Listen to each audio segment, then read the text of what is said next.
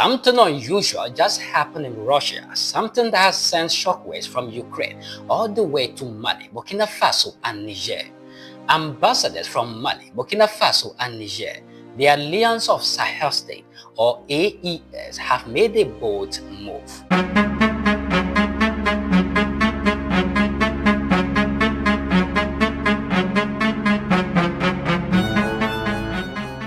They held official talks with Sergey Aksyonov, the head of the Republic of Crimea, a territory at the center of the war between Russia and Ukraine.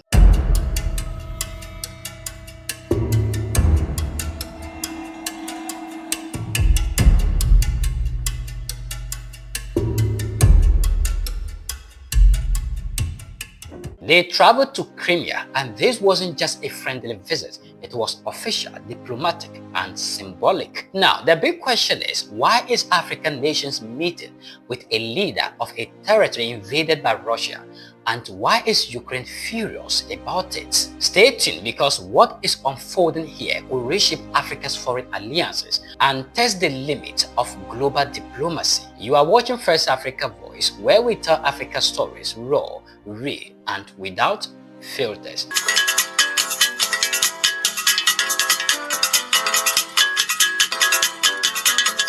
Ladies and gentlemen, welcome to the channel. My name is Paul Lingua. Now, let's dive into the story and break it down together. This is not just another diplomatic meeting. This is the first ever official visit of the Sahel Confederation's representatives to Crimea, a place that much of the world still recognizes as Ukrainian territory, despite Russia's takeover back in 2014. For Ukraine, this visit feels like a stab in the back, especially coming from African nations that once maintained neutral or friendly ties. But for Sahel states, this visit might just be a symbol of a new world order, one where Africa no longer takes orders but chooses its own path. Sergey Aksyonov, Crimea's head of administration, welcomed the ambassadors of Mali, Burkina Faso, and Niger, all three now united under the Confederation of Sahel States. They discussed, and I quote, economic cooperation, trade, and cultural ties. But that is just the surface. Beneath it, this meeting was a strategic message, a message to the world that the Sahel bloc is not afraid to openly align with Moscow's sphere of influence. Could this be Africa's first open defiance against Western-dominated global order? From Ukraine, the reaction was swift and furious. Ukraine's government called the visit an act of support for occupation, accusing the Sahel nations of legitimizing Russia's illegal invasion of Crimea. To Ukraine, Crimea is still Ukrainian land, so any official diplomatic visit there is viewed as a provocation. But here is where it gets interesting.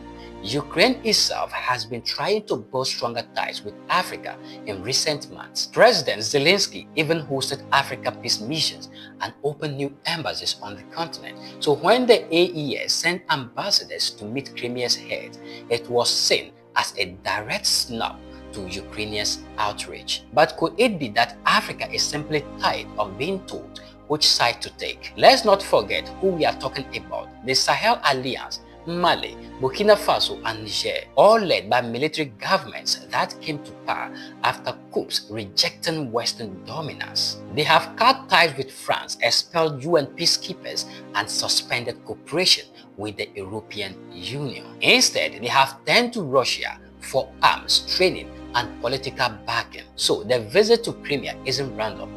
It is part of a larger shift, a realignment of African power centers towards nations that respect sovereignty rather than dictate policies. A realignment of African power centers toward nations that respect their sovereignty rather than dictate policy. But does aligning with Moscow come with hidden strings attached? This meeting sends a clear message beyond Africa. The world's balance of power is changing, and the Sahel is no longer following the old rules. By meeting with Crimea's leadership, the AES has essentially said, we decide who we talk to, not Washington, not Paris, not Kyiv. This act may seem symbolic, but in geopolitics, symbols matter. To the West, it is a diplomatic red flag. To Moscow, it is a small but powerful victory in its quest to expand influence in Africa.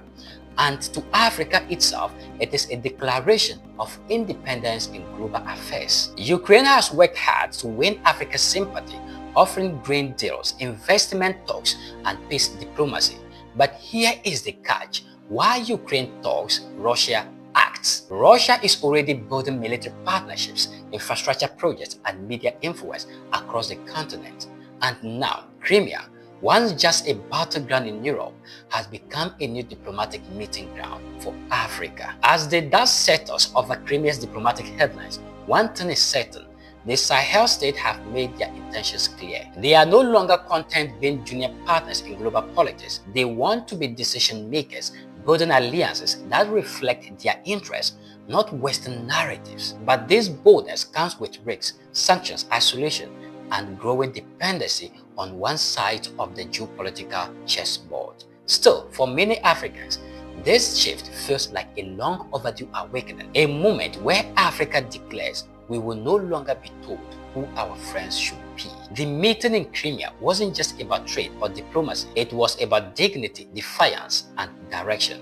Whether you see it as a brave stand or a risky gamble, one thing is clear: Africa's new alliances are redefining global power lines, and the world is watching. This is First Africa Voice, telling African stories the world won't tell.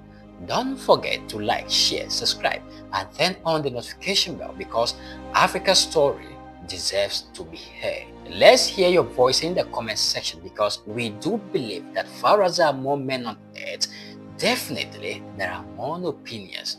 Until next time, think for Africa, stand for Africa, and keep your voice loud. Well, the dew of the day has spread upon our thoughts, and nature must obey its necessity. Here is where we bring down the curtains. Until we meet again, my name is Paul Lingua, the Africa Orator.